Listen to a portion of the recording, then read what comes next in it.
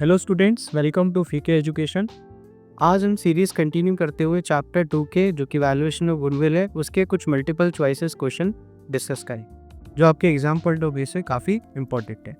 तो यदि हम पहला क्वेश्चन देखते हैं, इसमें first question is what does goodwill represent in a business. तो सबसे पहले तो हम ये समझें कि गुडविल होता क्या। गुडविल सबसे पहले यदि हम डिस्कस करते हैं तो गुडविल एक फर्म का इंटेंजिबल एसेट है। अब इंटेंजिबल एसेट्स क्या होते हैं? तो एसेट्स की जो दो कैटेगरीज होती हैं, टेंजिबल और इंटेंजिबल। टेंजिबल वो एसेट्स होते हैं जिसको हम देख सकते हैं या छू सकते हैं, उसको हम टेंजिबल एसेट्स कहते हैं।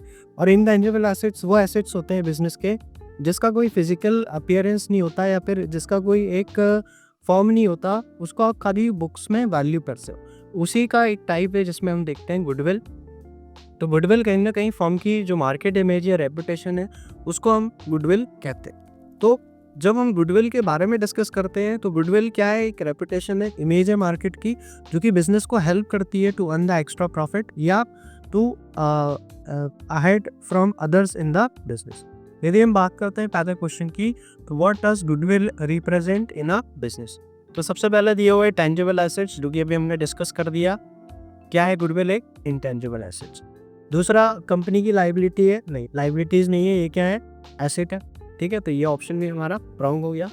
थर्ड ऑप्शन है रेपुटेशन एंड अर्निंग कैपेसिटी। तो अभी हमने जैसे बात करी कि कहीं ना कहीं मार्केट में जो हमारी इमेज है, रेपुटेशन है, जो कि बिजनेस को उसकी प्रॉफिट अर्न करने में और ज़्यादा मदद कर रहा है, तो हमारा जो थर्ड ऑप्शन होगा वो इस पर करेक्ट बैठ रहा है। और ये फिक्स्ड एसेट नहीं है क्योंकि लंबे समय के लिए नहीं, ये फ्लक्चुएट होता रहता है और इसकी वैल्यूएशन डिपेंड करती है मार्केट इमेज में बिजनेस की, कि मार्केट में बिजनेस किस तरीके से रन कर रहा है। तो इसका आंसर जो होगा वो हमारा सी होगा, रेपुटेशन एंड अर्निंग कैपेसिटी। यदि हम नेक्स्ट क्वेश्चन देखें तो which of the following is a intangible assets. तो अभी हमने डिस्कस कर लिया इंटेंजिबल मतलब जिसका कोई फिजिकल अपीयरेंस नहीं, उसको खाली हम वैल्यू करते हैं in the books of accounts. तो यदि हम मशीन की बात करें तो मशीन कैन बी सीन, है ना, तो उसको हम देख सकते हैं, उसका एक स्ट्रक्चर होता है, तो that is not a intangible asset. यदि लाइन की बात करें तो लाइन भी इंटेंजिबल एसेट नहीं है। इन्वेंट्री की बात करें, इन्वेंट्री का मतलब होता है जनरली जो स्टॉक होता है या गुड्स होते हैं जिसपे बिजनेस क्या करता है, डील करता है रेगुलर बेसिस पे। तो इसका भी एक क्या होता है? फिजिकल अपीयरेंस होता है, या इसका भी एक क्या होता है, हम इसको उठा सकते हैं, रख सकते हैं, देख सकते हैं, तो ये भी नहीं होगा। तो हमारा आंसर क्या हो जाएगा? गुडविल, जो कि क्या है? एक इंटेंजिबल एसेट। यदि नेक्स्ट क्वेश्चन देखें, in the average profit method which is calculated by multiply average profit with, है ना। तो गुडविल को किस तरीके से हम निकालते हैं? तो goodwill is what? Calculated by multiplying average profit. किससे इनटू करते हैं? यदि हम एवरेज प्रॉफिट की बात करें तो सबसे पहले एवरेज प्रॉफिट होता क्या है? एवरेज प्रॉफिट जब हम टोटल प्रॉफिट को नंबर ऑफ ईयर से डिवाइड कर देते हैं, टोटल प्रॉफिट्स जो हर साल के प्रॉफिट्स होते हैं ऐड करके, और जितने साल के आपने प्रॉफिट ऐड किए उससे यदि आप डिवाइड कर देते हो तो क्या आ जाता है आपका? Average profit. और यदि हम गुडविल एवरेज प्रॉफिट से निकालते हैं तो इसका फॉर्मूला है क्या? Goodwill is equal to average profit into number of purchase year या number of year of purchase. मतलब कि बिजनेस कितने समय तक सिमिलर प्रॉफिट, कितने ईयर तक जिस तरीके का जो एवरेज प्रॉफिट अर्न करा है इसने 5 सालों में, वो अगले कितने सालों तक और इस तरीके का प्रॉफिट अर्न कर सकता है। तो यदि हम ऑप्शन पे आते हैं तो सबसे पहला एवरेज कैपिटल एम्प्लॉयड दिया है जो कि हमारे ऑप्शन में या फॉर्मूले में नहीं बैठ रहा। इसके बाद थर्ड ऑप्शन भी यदि हम देखें नॉर्मल प्रॉफिट, इसका भी इस ऑप्शन से इस फॉर्मूले से कोई लेना देना नहीं है। नंबर ऑफ पार्टनर्स तो ऑप्शन हो ही नहीं सकता। हमारा जो करेक्ट आंसर होगा वो क्या होगा? नंबर ऑफ ईयर्स परचेज या नंबर ऑफ परचेज ईयर। ठीक है, नेक्स्ट जो हमारा क्वेश्चन है वो है सुपर प्रॉफिट इज कैलकुलेटेड। अब सुपर प्रॉफिट होता क्या? तो सुपर प्रॉफिट यदि आप बात करते हो कि कोई बिजनेस क्या करता है, नॉर्मल एक प्रॉफिट अर्न करता है, कि वो नॉर्मली हर महीने या हर साल जो एक कैपिटल है वो लगा के एक नॉर्मली प्रॉफिट अर्न करता है। मतलब कि 1 लाख रुपए लगा के वो 10% मतलब 10,000 का प्रॉफिट अर्न करता है। मगर होता क्या है, आप जब नॉर्मल प्रॉफिट और जो एक्चुअल प्रॉफिट होता है, एक्चुअल प्रॉफिट या आप इसको एवरेज प्रॉफिट कहते हो, है ना। तो एक्चुअल प्रॉफिट जो होगा वो एक्चुअल प्रॉफिट, जैसे आपने सोचा कि मैं 1 लाख रुपए इन्वेस्ट करके हर महीने 10% मतलब 10,000 रुपीज अर्न कर, मगर आप 10,000 अर्न न करते हुए 12,000 या 15,000 अर्न कर लेते हो, तो ये जो ओवर जो प्रॉफिट हो गया, एक्सेस जो प्रॉफिट हो गया किसके बीच में, नॉर्मल के और एक्चुअल के बीच में। जैसे इसने यदि हम बात करें 12 आता है तो 2 आ जाएगा एक्सेस, यदि 15 होता है तो 5 एक्सेस हो जाएगा। ये जो एक्सेस हमने प्रॉफिट अर्न करा, इसी प्रॉफिट को हम कौन सा प्रॉफिट कहते हैं, सुपर प्रॉफिट। तो हमारा फॉर्मूला क्या हो जाएगा, actual profit minus normal profit, actual profit minus normal profit. तो हम ऑप्शन देखते हैं। सबसे पहला ही ऑप्शन जो है वो है क्या, करेक्ट, क्योंकि बाकी ऑप्शन में average profit minus capital employed ये भी नहीं है, actual profit into number of years ये भी नहीं है, normal profit into number of years ये भी नहीं। तो हम जो एक्चुअली अर्न कर रहे हैं माइनस जो हम नॉर्मली अर्न कर सकते थे, तो उन दोनों का जो डिफरेंस एक्सेस आता है, इसी को हम बोलते हैं क्या, सुपर प्रॉफिट। यदि हम नेक्स्ट क्वेश्चन देखें तो which of the following factors does not affect goodwill, इनमें से कौन से फैक्टर्स हैं जो कि गुडविल को अफेक्ट नहीं करते। तो सबसे पहला नेचर ऑफ बिजनेस, तो ये तो अफेक्ट करेगा ही बिजनेस को, है ना। तो सबसे पहला हमें ये नोट पे देखना बहुत जरूरी, क्योंकि यहीं से बच्चे क्या होते हैं, इग्नोर करते हुए ऑप्शंस गलत मार्क कर दें। तो नेचर ऑफ बिजनेस बहुत ज़रूरी है, क्योंकि उस पर डिपेंड करता है आपका गुडविल, रेपुटेशन मार्केट में। दूसरा, एफिशिएंसी कैसी है मैनेजमेंट की।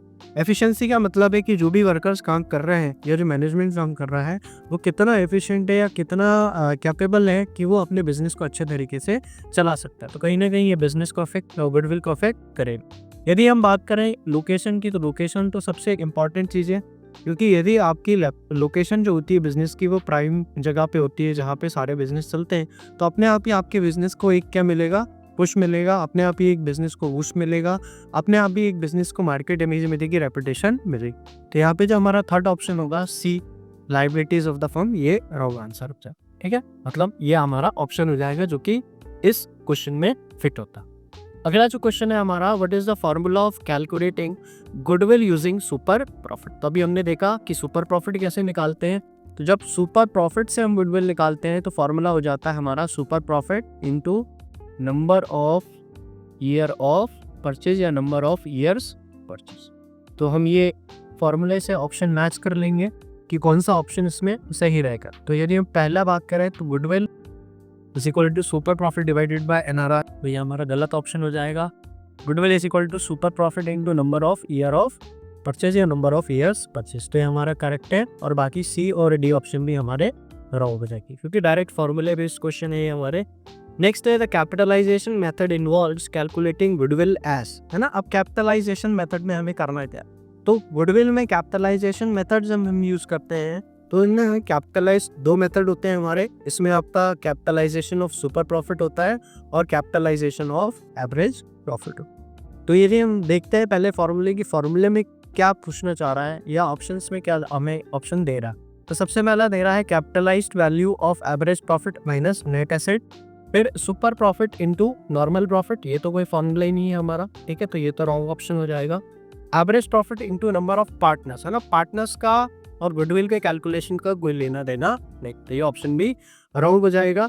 Normal into average capital employed, ये भी हमारा फॉर्मूला क्या है, रॉन्ग। तो यदि हम बात करें ए ऑप्शन की, ये जो कैपिटलाइज वैल्यू आती है एवरेज प्रॉफिट की इस वाले मेथड से, उसमें जब हम नेट एसेट्स को माइनस कर देते हैं, तो कैपिटल एम्प्लॉयड होता है उसको माइनस कर देते हैं, तो हमारे पास काय की वैल्यू आ जाती है, गुडविल की वैल्यू आ जाती है।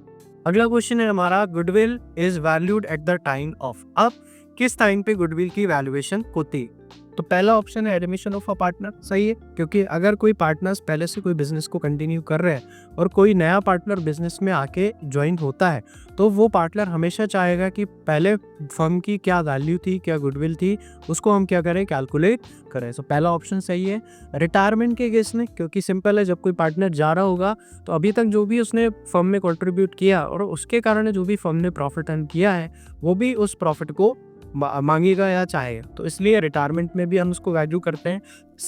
सेल तो बहुत ही इंपॉर्टेंट है, क्योंकि यदि आप कोई एग्जिस्टिंग बिजनेस किसी दूसरे को सेल करते हो, बेचते हो, तो आप उससे उस एसेट्स का पैसा नहीं लेते, आप जो उसने over a period of time जो अपनी वैल्यू कैलकुलेट या रेपुटेशन या जो मार्केट इमेज बनाई है बिजनेस की, उस पर आप क्या करते हो, कैलकुलेट गुडविल करते। तो यहाँ पे हमारे जो चारों ऑप्शन है वही सही हो जाएंगे। नेक्स्ट जो हमारा क्वेश्चन है, which method of goodwill valuation considered excess profit over normal profit. तो excess profit over normal profit, अभी हमने देखा कि एक ही मेथड है हमारा, जो कि average profit minus normal profit के बारे में बात करता है, जिसको हम बोलते हैं कौन सा, सुपर प्रॉफिट। तो यहाँ पे हमारा जो ऑप्शन सही है वो क्या है, सुपर प्रॉफिट, क्योंकि एवरेज में एक्सेस की बात नहीं होती, ना ही कैपिटलाइज्ड में, और ये तो हमारा मेथड गुडविल का होता ही। ठीक है, लास्ट जो हमारा क्वेश्चन है वो है normal profit is calculated as. अब नॉर्मल, जैसा भी हमने डिस्कस किया था, कि यदि फर्म 1 लाख रुपए कैपिटल लगाता है और उस 1 लाख पे उसको 10% का रिटर्न मिलता है, तो वो जो 10% वैल्यू आएगी इसकी, जो कि आ रही है कितनी, 10,000, यही आप पे क्या हो जाएगा, नॉर्मल प्रॉफिट। तो यदि मैं फॉर्मूला लिखूं तो इसको मैं क्या लिखूंगा, capital employed into NRR, normal rate of return, upon 100। तो मैं अब ऑप्शन देख लेता हूँ जो भी इस ऑप्शन में सही रहेगा। तो कहीं ना कहीं आपका जो ऑप्शन ए है ना, कैपिटल एम्प्लॉयड इंटू NRR, है ना, NRR normal rate of return 10%, 5%, तो 10/100, 5/100, ये हमारा फॉर्मूला हो जाएगा। तो ये हमारे कुछ 10 MCQs इंपॉर्टेंट क्वेश्चंस थे, क्योंकि आपके एग्जाम पॉइंट ऑफ व्यू से काफ़ी इंपॉर्टेंट हो जाते हैं। और ये हमारी सीरीज़ ऐसे ही कंटिन्यू चलने वाली है, जिसमें हम हर चैप्टर्स के आपको MCQs, शॉर्ट आंसर्स और लॉन्ग आंसर्स, जो कि आपके एग्जाम पॉइंट ऑफ व्यू से इंपॉर्टेंट है, उसको डिस्कस करेंगे, डिटेल में डिस्कस करेंगे। और आगे भी इसी तरीके की वीडियो आपको मिलते रहेंगे। और अगर आप चैनल पे नए हैं तो इस चैनल को सब्सक्राइब करें, वीडियो अच्छी लगी है लाइक करें, अपने फ्रेंड्स के साथ इसको शेयर करें, ताकि हम और आप मिलके नॉलेज जो है उसको शेयर कर सकें। Thank you.